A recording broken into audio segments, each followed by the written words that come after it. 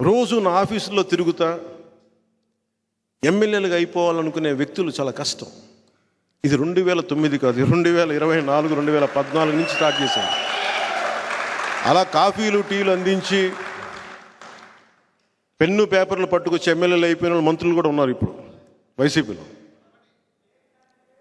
వాళ్ళనిగా అది అర్థం అవ్వాల్సిన వాళ్ళకి అర్థమవుతుంది. ఎందుకు చెప్ప అలాగే నేను ఈరోజు కూడా మీకు మాట ఇస్తున్నాను. నా చుట్టూ కోటరీ కట్టలేరు. నేను ఎప్పటికప్పుడు బద్దలు కొడుతూ ఉంటాను. నేను 10 రోజులు ఇటు తిరగగానే నా చుట్టూ ఒక కోటరీ ఏర్పడిపోతుంది. నాకు తెలుసు ఇంకెవరిని బయట వాళ్ళని రానివ్వరు. అది నేను మళ్ళీ అది బద్దలు కొడుతూ ఉంటాను.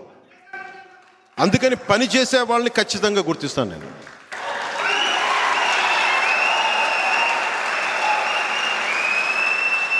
పని చెయ్యని వ్యక్తుల్ని గుర్తించకపోవడం అంటే ఏముండదు. కానీ నన్ను బ్లాక్మెయిల్ చేసే వాళ్ళని మటుకు నేను అస్సలు స్పేర్ చేయను.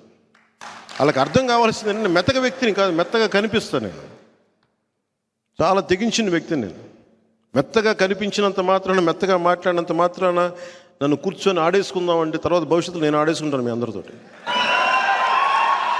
ఎందుకంటే ఇది మీరు నా మీద దాడి చేస్తే నేను పెద్ద పట్టించుకోను. నా బిడ్డ జనసేన, బిడ్డ గుండెల్లో పెంచాను నన్ను.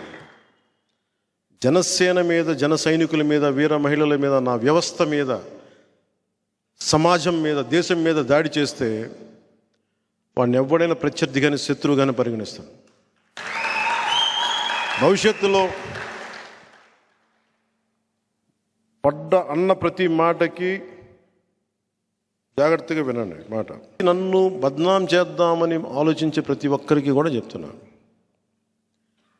భవిష్యత్తులో ఎవరిని వదలం. గుర్తుపెట్టుకోండి. మీరు కాళ్ళ వేళ్ల మీద పడ్డా కూడా నాకు కనికరం రాదు. గుర్తుపెట్టుకోండి.